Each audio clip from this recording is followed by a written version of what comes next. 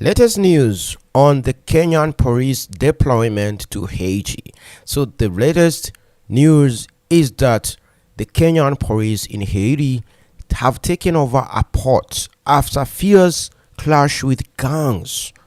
And this came after the Haitian Prime Minister declared a state of emergency that will take place in 14 cities for over 1 month or a 1 month thereabout. And after he declared that the gangs better lay down their arms and recognize the authority of the new interim government, the next day, less than 48 hours, the Kenyan police, being assisted by the Haitian police and the Haitian Special Force, went to the main port in Haiti. The port is called it's called Autorité Portuaire Nationale, meaning the National Authority Port. It's kind of the port for the Haitian Revenue Authority. So it's the main port. They took it from the gangs after fighting, and the Kenyans were equipped with the modern rifles from supplied to them by the United States, and one of the best, what we call them, MRAP, mine resistant kind of vehicles. The one specifically they had was this one called Max Pro from this company that makes them, called Max Pros. They are very good. I've seen several of them being used by the United States Army in Syria. They're very good and tough vehicles. So they used those vehicles. As a matter of fact, one of them was broke down and the Kenyans were seen working on it, but it was heavy fighting. And to a lot of people who may not know, is that Kenya didn't send their army, they didn't send the normal police officer, they sent a specialized unit of the police called the GSU, the General Service Unit in Kenya. And they sometimes they actually were kind of this combat camouflage. Now, they in Kenya, they work for the president. They are the ones in charge of protecting the president of Kenya and the leaders in Kenya, including the top leaders of the judiciary, the leaders of top agencies in Kenya. They are also the ones in charge of protecting foreign embassies in Kenya. The same specialized police unit has a special department that is called Anti-Terrorist Police Unit, ATPU. These ones are dangerous, and some of them are in this photo. As you can see, the guy at the back there who has a kind of brown t-shirt is one of the members of the ATPU, but which are still part of the larger General Service Police Unit in charge of basically protecting high-level people in Kenya.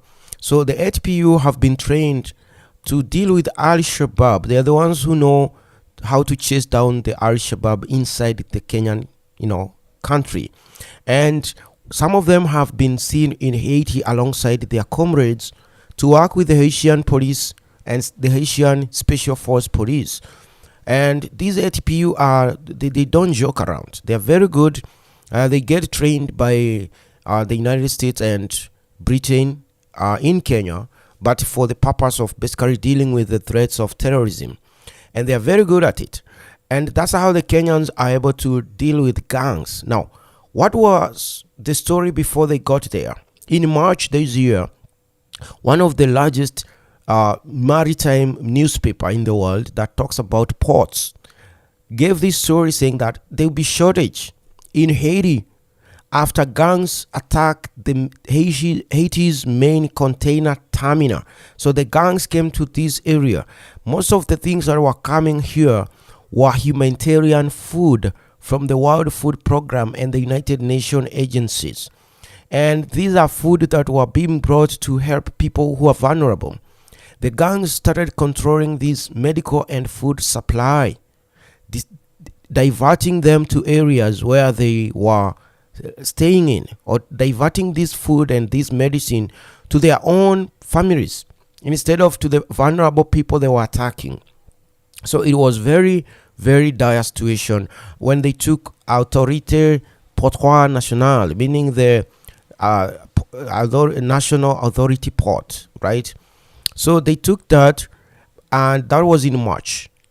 And less than 4 months later, or 5 months, we have the Kenyans taking it back to the government. It's a win. It's one of the biggest win.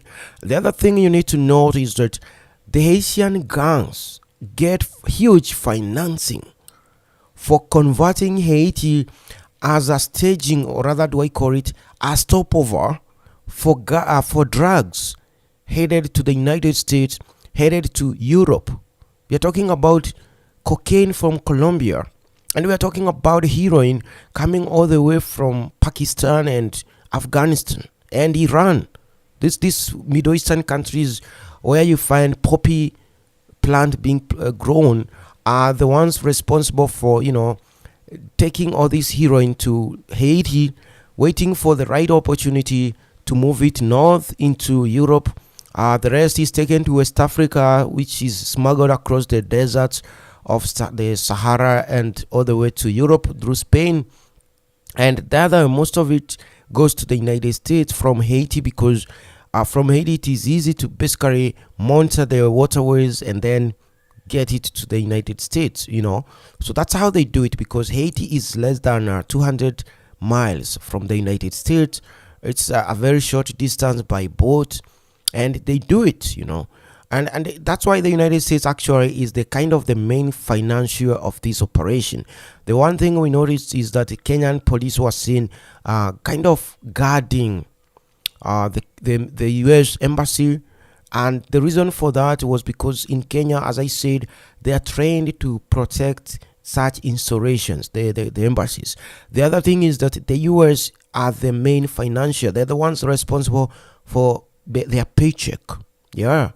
And their paycheck is very, very good, and they're also responsible for equipping them and keeping them safe. And in case, and this is a scenario that is unlikely to happen, in case they are overrun by these gangs, the United States is there to provide evacuation means through boats and using their navy, because the US has a smaller navy, or military navy, that they control there in the north. And in case things go south, this is the region where the Kenyans will escape to and get on the United States planes and disappear. But I don't think that is going to happen, because we currently have 400 GSU, as I said, GSU, or anti-terrorist police unit from Kenya. These are not your normal police officers. Even in Kenya, they are the most feared. You can ask Kenyans. These are the police officers that make Al-Shabaab and the bandits in the north disappear. They are more feared than the Kenyan army. These ones, they are not nonsense. These guys know how to do their job. They know how to do their job because they are highly trained to do that. So let's go to the comment section below and say, and give these Kenyan their flowers. As I said, let's give them their flowers. They've done the impossible. And we were always skeptical about this mission, but they are proving us wrong, because as you can see, they are really doing their job.